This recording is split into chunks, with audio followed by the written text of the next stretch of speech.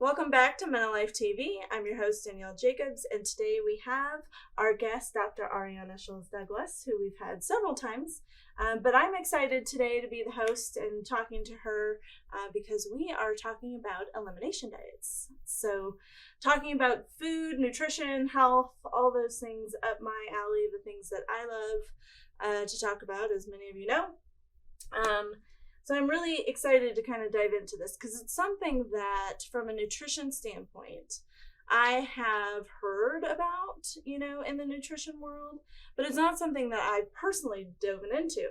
I have dove into a lot on plant-based nutrition. That's what my nutrition certificate's in. But I haven't dove into elimination diet, and I think it's because of that misconception, and you kind of said it in your book. And if you guys have not seen her book, you need to get her book on menopause, and I've got a special chapter for us today marked. But it's when I heard elimination diet, I definitely thought food allergy. Okay. And you kind of mentioned that, the difference between a food sensitivity Yes. Versus a food allergy. And I never thought of it. And, it makes complete sense now. Now that Vanessa and I have been really going through with MenoLabs through the life of its existence. And really, the more we learn and everything like that, it really has to do with those triggers. Yes, 100%. So I was really... when I realized that she had this chapter and that, this is really something that you want your clients to do. And I really, it hit home for me when you said that you have a hard time getting your clients to do it. Yeah. Most people, you're right. They hear elimination or people are just generally attached to food. Yes. Understandably. I am as well. So,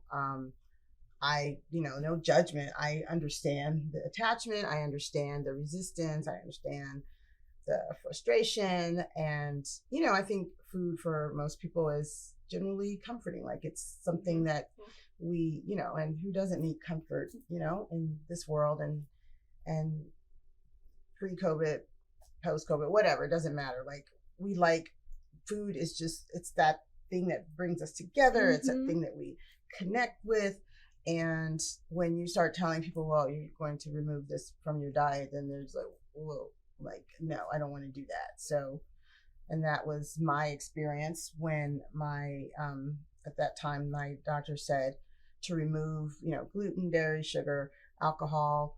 She went down the whole list and I was like, okay, I was feeling so bad at the time that I was willing to do anything. I think that's how I get a lot of people to do it. Cause it's like, it's kind of like, okay, I'll do anything. You just tell me. And I'm like, okay, do this. And then they're like, okay. And they do it. But I was resistant, mostly for me, I think, probably read to tomatoes, because she was like, take out tomatoes. And at that time I had a garden. I was eating lots of tomatoes. So I was like, that's a fruit, a vegetable. Like, why? Like, that did not make sense to me. But I did it because I was just like, whatever, that's going to be the first thing I put back because I know that's not a problem. And sure enough, that was the number one problem for me. And it was like, stopped me in my tracks. Crazy. And what symptoms did you realize you were having because of tomatoes? Fatigue, headaches, joint pain. Okay. And I was taking like all kind of ibuprofen. I mean, I was in a lot of pain. And I was exhausted and, I had some other health issues, but I was just like really at my wit's end. And so I was willing to do the diet. I did it. So eliminated alcohol too, but that was on the top of the list, but it's on the list. Sugar, dairy, gluten was a big one as well. Soy, processed foods, coffee, a lot of things on the list. Actually don't tend to be triggers as much, but there are a couple things that definitely were triggers. And I took them all out. I felt like, oh my God, I've never felt this great in my life. I had so much energy. I wasn't in pain. I wasn't having headaches. And so, I was like, I'm going to just keep doing it because I feel so good. And then I was like, well, I'm going to add something, which was the tomatoes.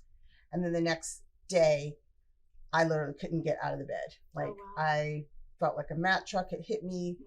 I had a terrible headache. I could feel like every single joint in my body. And I was like, not the tomato. Yeah, I was like, then it really helped me realize that, you know, we eat food, we're so not aware. Mm-hmm. And you kind of think about food like if you eat it and then you're instantly gonna have a reaction, but your reaction could be 24 to 48 hours later. And I had never connected those dots. Yeah. Ever. Yeah. And I don't think I thought about that until really reading your process about, you know, and we'll get into the process. So I think I'd like for you to start with telling us about why, other than your experience, you know, why do you tell women to try an elimination diet with menopause and perimenopause? Well, first and foremost, because food is a huge trigger for hot flashes and all of the symptoms.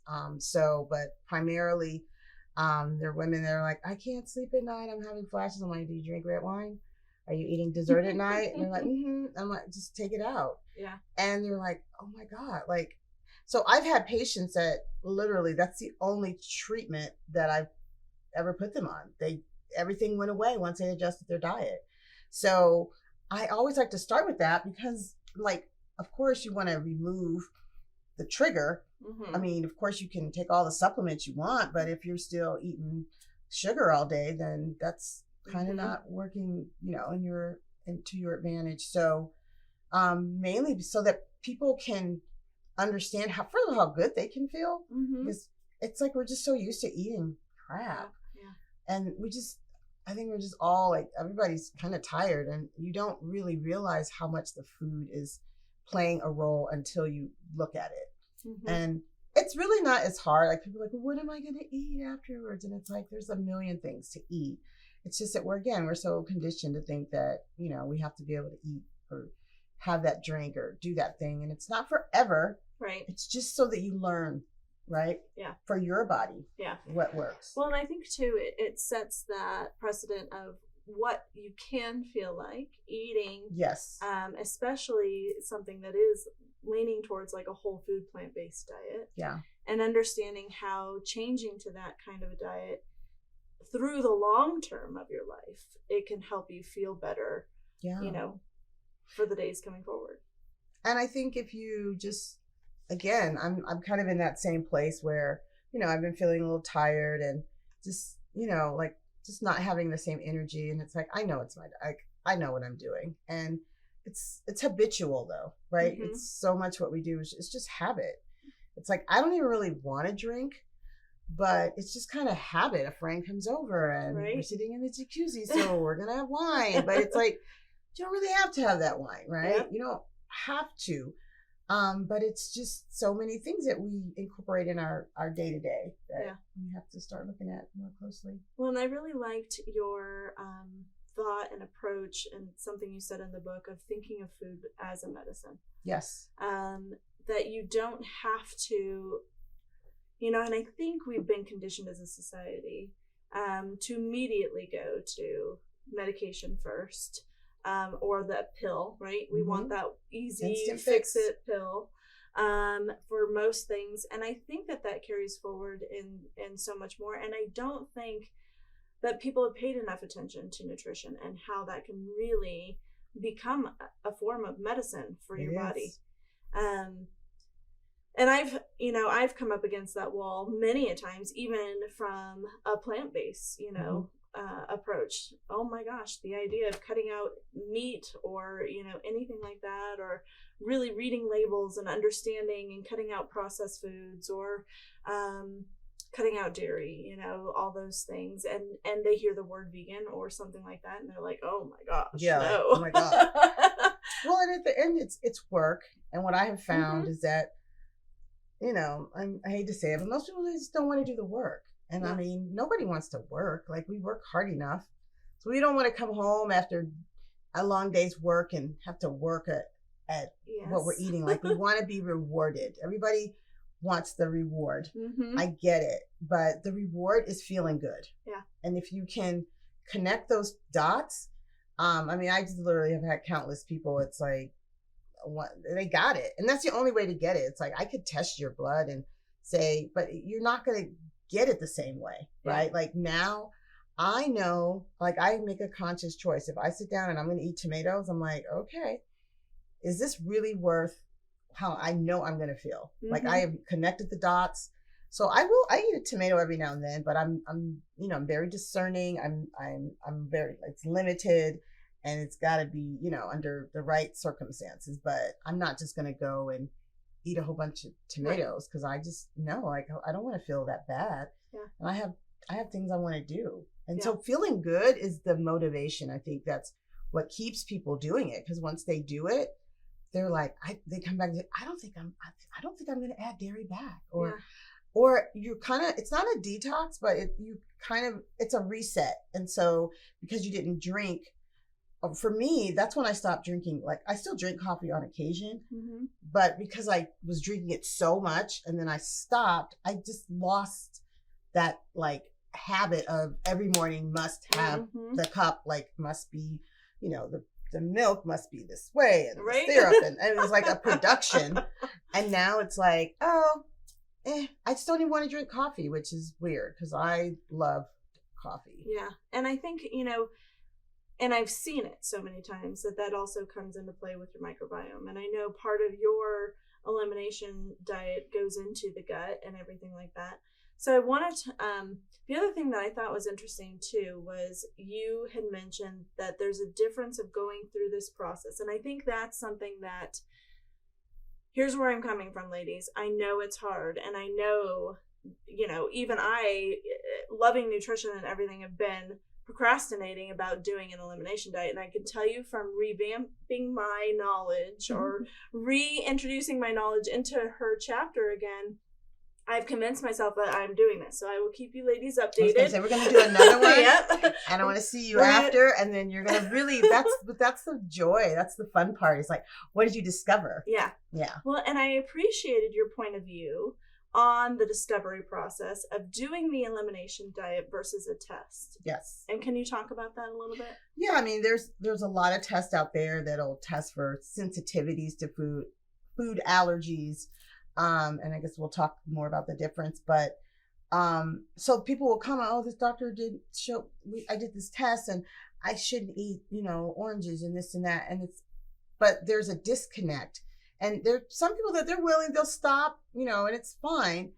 But there's something very, just compelling when your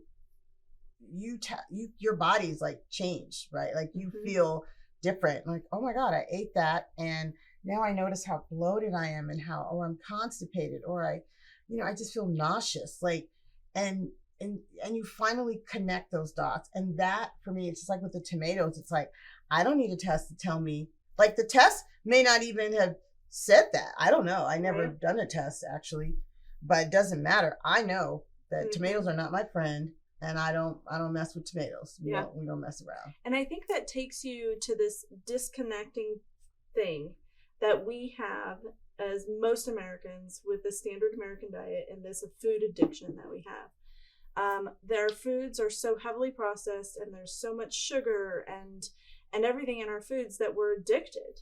And it is an addiction, and it's hard to break that addiction. It is. And if you can go through this process, then I can see where you're starting to break that addiction, which in turn also helps populate your microbiome better. So your food cravings will change in that process. But also you're showing yourself that there is this reaction, and you're getting outside of what we've all become comfortable with. We've all become comfortable with the fatigue. We've all become comfortable with this, with our bodies being inflamed, essentially. Yes, 100%. And we've just identified this is a part of life. This is what I feel like every day, and this is just life, right? But it doesn't have to be. And I think that's really what I took from it, was that it doesn't have to be that way. And this is a great way to interrupt that and to really focus in on that difference in feeling.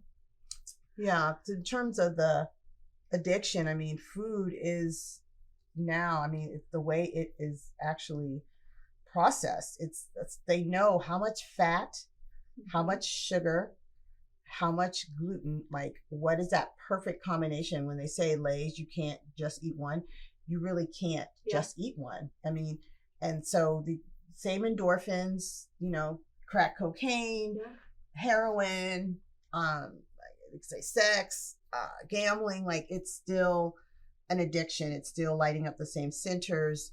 And so when you can start to realize, wow, like I really like this is, I think we looked at it more like what it is, which really is an addiction. Most of us are sugar addicted for sure. And sugar is like that's the number one period addiction. And it's interesting because you did hone in a little bit about corporations, companies, and what they're doing with food, and they really are becoming like little masterminds, in the sense of they're really concocting the perfect thing to make you addicted, right? Yes. There was a story I heard back in the day about Snickers bars, and they had not developed it with the peanuts in it originally. Oh. And it was all the sugar and everything. And as soon as they added that fat, sugar, and salt combination, yes, it immediately triggered the brain, and that was what sold. So that's why we have peanuts in our Snickers. Yes, I believe it. I mean, they know like what that combination is, and salt, yes, it's a perfect storm, and you can't not eat it. Yeah.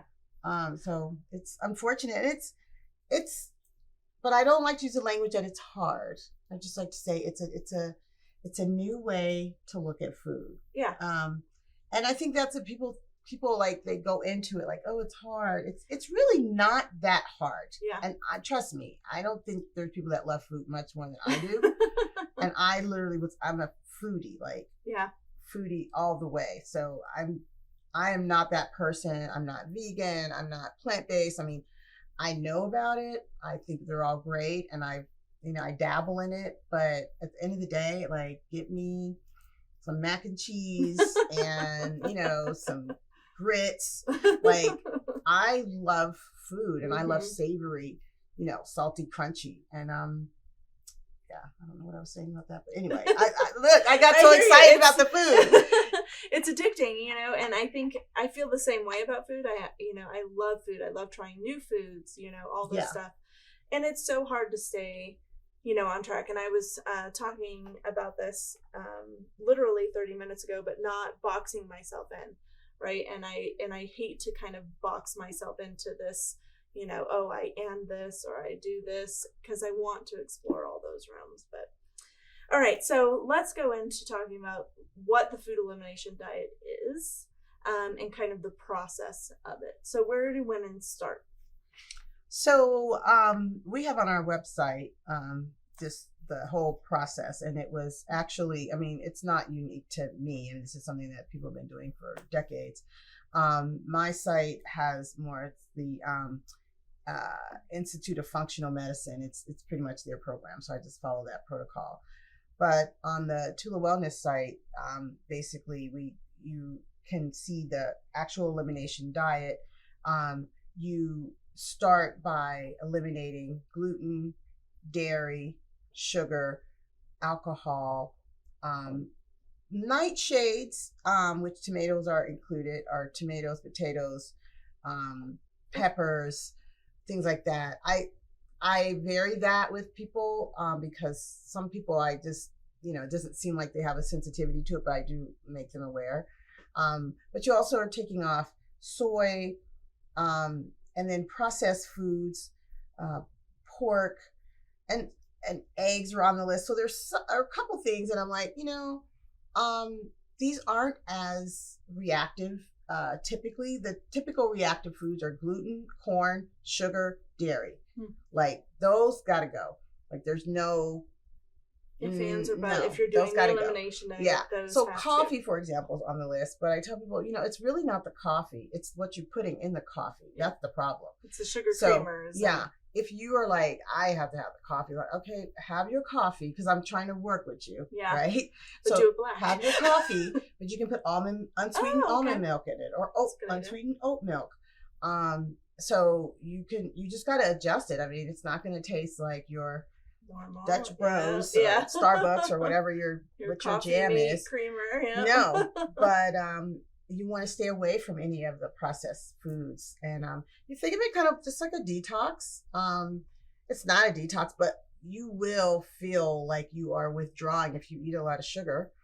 Yeah, day 2, day 3, you're gonna have a headache. You're gonna be like, ugh. But the good news is that withdrawal doesn't last. It lasts a few days, and then if that, you're done. And I've heard of a lot of people doing, and I've done it myself, where I've started to go off coffee, and I got the headache, so I immediately went back on. And I think, though, that what we should do is change our mindset on that, as instead of seeing that as a bad thing, like, oh, I'm getting a headache and I don't want a headache, but it should be telling you that your body's addicted to this, and you do need to detox. Like, you actually need to go through this process to detox your body from this, because it's showing you that you have something that you're basically addicted to, that you're consuming.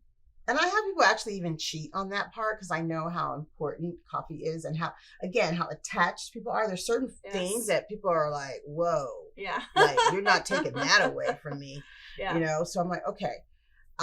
But like, if you are going to do that, then okay, green tea, or, things that have some caffeine in them, that you can still get some caffeine.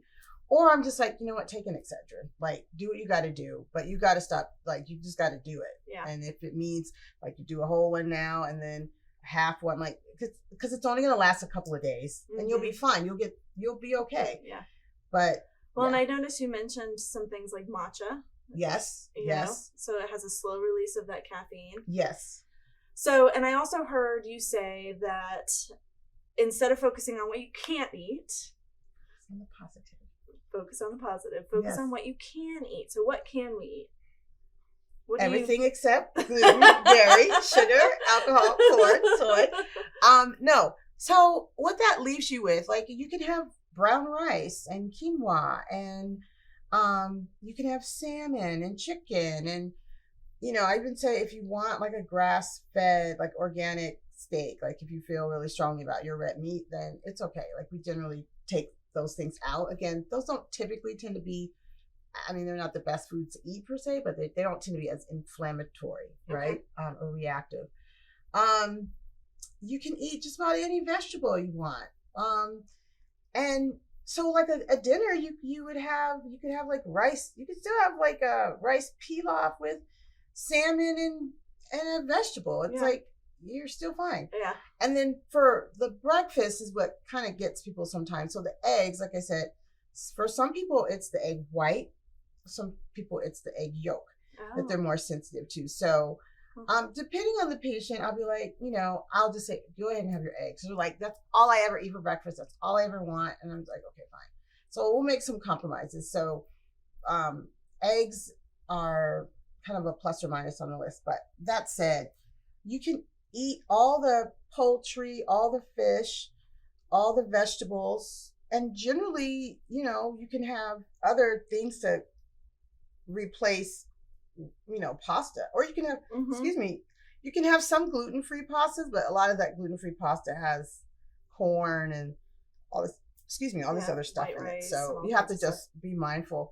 But honestly, what it forces you to do is just take out like a lot of just junk food that you just, so no, you cannot have Lay's, and you cannot have, just whatever you pick up at the store and snack on. Generally speaking, it's not gonna.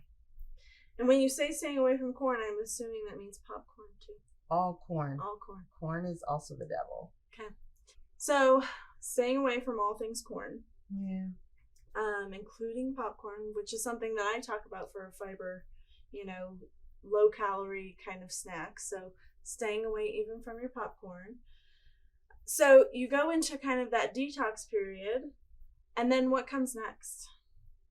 So then for most people, they're going to start feeling great. They're going to have more energy. If they were bloated, they're like, oh my God, my bloating went away, or constipated, or just, the fatigue, their sleep might be better, there's all kind of things, but most people are going to feel great. And then they're going to start reintroducing. So you do it. I generally like you to do it for at least 28 days, but I'll take 21 if you're just like really. So 28 of eating the elimination way before you start reintroducing. Before you start reintroducing. And then so we have what's called the food reintroduction tracker. So that's like a whole nother thing, but you want to literally introduce one food at a time, but you're not, for example, going to introduce mac and cheese because that's cheese and gluten. Okay. So that's a dairy and a gluten. And so you won't know, is it the dairy? Is it the gluten? Like which one? Mm-hmm. So you have to, if you're going to do pasta, then we say we want you to eat it at least 2 or 3 times, like to go big and eat it. Like enjoy it because it's going to be like, oh, I get to eat my pasta again. You just got to be mindful about what you're combining with the other foods once you start introducing. So I usually tell people, put back the one thing that you love the most. Because for me, it was like tomatoes because I was like, oh, this is so stupid. I'm going to eat this tomato because it was just dumb. And I was like, oh, like this is really a thing. And so I learned very early on, I kind of figured out the gluten, but the tomatoes knocked me out so much that everything else was like, whoa. And I was sensitive to the gluten as well, but it threw me off. But you're going to wait at least 3 days. Like you're going to eat it, whatever that thing is. And then you're going to track how you're feeling. So you're going to track even things as subtle as your anxiety levels, depression, how you sleep, just how your energy level, all the GI stuff that's going on. Because that's the thing, is that people don't associate food with other like fatigue, or they don't associate it with anxiety. Like for me, I know when I eat a lot of gluten, I can tell I feel more anxiety when I eat gluten. And I've had a few patients say that, but you have to be very like in tune. You have to be really attuned. And most of us, myself included, we just move too fast to be that in tune. But you're going to one thing at a time introduce, and then you'll see for yourself, like, oh, I've had some patients that are like, I didn't notice anything. And I just say, okay, I don't believe you, but that's fine. There's a handful of people that are like, I didn't really notice much. I'm like, okay. And then they'll say, well, maybe a little bit with this. I'm like, okay, just because you just want to go back and eat. And I'm not mad. Like, do what you got to do. But you did say in your book, and I really appreciated this point of view too of yours, that if you went through all of this for the last 21 to 28 days, why throw that out? Yeah. And not actually follow through with the next steps, because these next steps seem like they're the really most important. Yeah, that's kind of where you figure it out. Yeah. So that's why you just say, try what you love the most, because oftentimes it's what we're eating the most that we don't even realize how much it's affecting us, because our body is just so, like, it's just over it. And so all of the symptoms are just, it's kind of hard to explain, but you would think otherwise, but do that. So, and then I just feel like it's good because you're happier. Like, you're like, oh, I haven't eaten whatever. So some people's going to be gluten, and then they're like, but they eat it and they're like, oh my God, like my stomach was cramping, or I felt so tired the next day. Yeah. And so people think, in order to be sensitive to gluten, you have to have like celiac disease, but no, you can just be sensitive to the point where you just don't think clearly. Like for me, like if I eat a lot of gluten, like I literally just don't think as clearly, and it's inflammation. Yeah. It's all inflammation. Yeah. So where does the gut health come into this? Because you're at this point where you're now starting to introduce foods back in, and you're starting to identify that, and you go into really, the gut health and the 4 R's of a leaky gut, and talking about how the medical world in general hasn't fully identified this leaky gut as, we're starting to hear about it, I think. But just like in so many ways, I think, the idea of a plant-based diet isn't widely recognized by the medical community, right? Because it's very much about, what kind of medications can we put on, and that's what most people want. So are we at that point? Are we where now we need to start paying attention to the gut as we're... Oh, of course. Yeah. I mean, the first R is the removal, right? So that's what the elimination is. And then it's kind of like the repairing of the gut, right? And repairing, replacing. And so by replacing some of those things, the gut health, I mean, the probiotic is huge in that area. So I would say that's probably the number one thing. I mean, there's some things you can do to help to just restore the gut otherwise, of different supplements like zinc and the omega-3s and D and A were on yeah, your list. Yeah, there's so I mean, you don't even have to go. I mean, it's great if you incorporate all of it and go in that deep. But honestly, just taking the food out is like, that's 90% of it. And then your gut, it just intuitively knows, like, it can repair itself mostly, but our diets aren't still the healthiest. Even though we're removing these things, there's still some things we can do to make it better. And we know probiotics are just a huge part of gut health. Yeah. So the main thing I have people dealing with, or and to restore the gut and to kind of regrow the proper flora, is a probiotic. Yeah. And all your products are probiotics, so well, it's been great for patients. Yep. It's like you can treat your hot flashes, get your probiotic in all at the same time. Like just take it, and the fiber. So I've had a lot of success with patients with the Happy Fiber, the Fit, MenoFit. Thank you. And so those two together, because that's what I tell people, like, you need the fiber and you need the probiotic. So that's why that combination for me has worked really well to recommend to patients, because it's like, oh, it's your prebiotic, it's your probiotic. Yeah. And those two, you know, and you talked about it in your book in chapter 6, that you need those two, they work hand in hand, right? Yes. So your probiotic needs food. It's a living organism. It's bacteria. It needs to live. It needs food to live. And, you know, as I've gone into my, you know, love of nutrition and just diving into things and everything, you hear about good bacteria and bad bacteria a lot. And what I've come to understand is there's no such thing really as a bad bacteria. It's that you're feeding it the wrong thing, and so you're killing your bacteria. Yeah. But if you want to repair your gut, and it's plays such a big role for women, especially going through menopause, because you talked about even being able to flush, you know, your estrogen properly. Yes. So you've got, you know, if you can't flush your estrogen properly, which happens through your waste, then your body starts storing all this additional estrogen, and then you become estrogen dominant. And, you know, so there's additional things that we don't realize are hand in hand, right?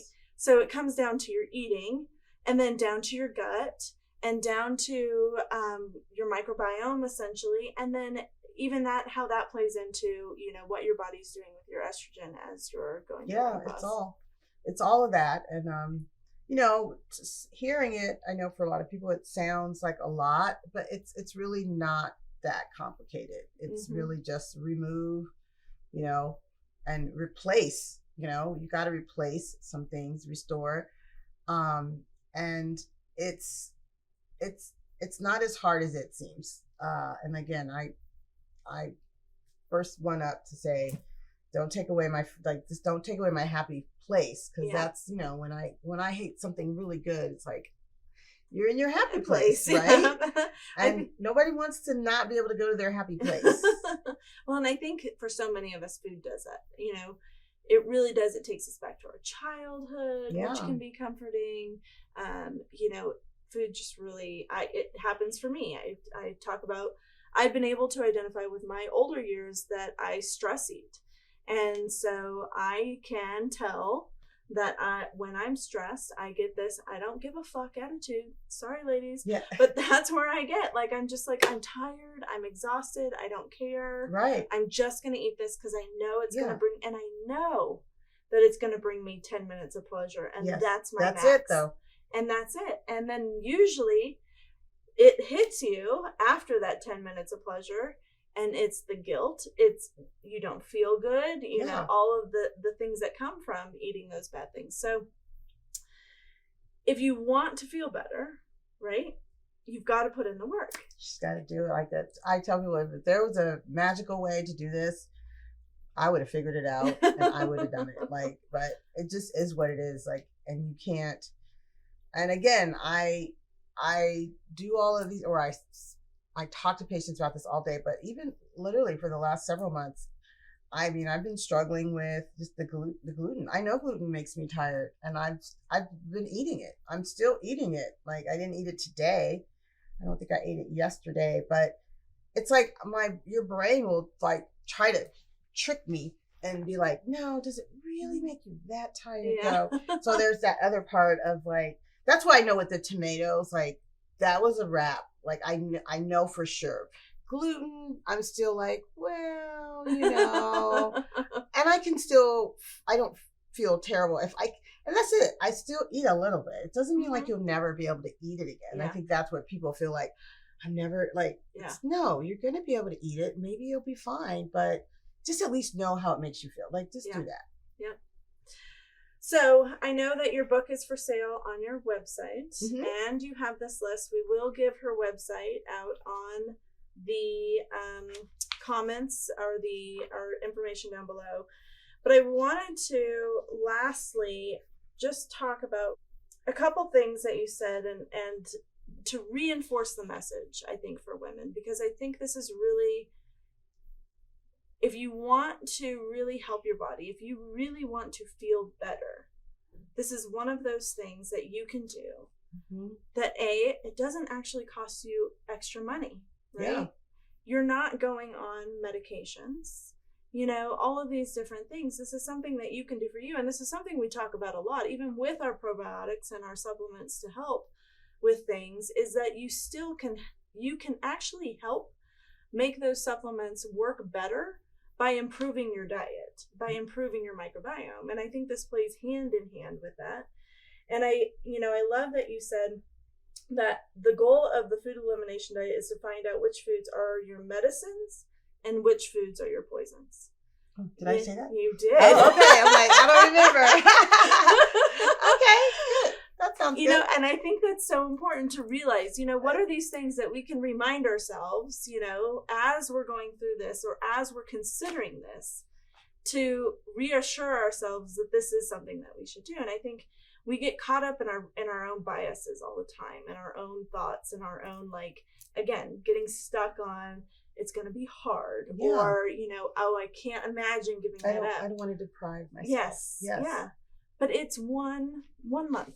Right? Yeah. It's 1 month out of all of this time. And what if I said to you, I could give you something that will take away 50% of your hot flashes, give you at least, 30% more energy, help you sleep better at night, and help you lose weight. Right?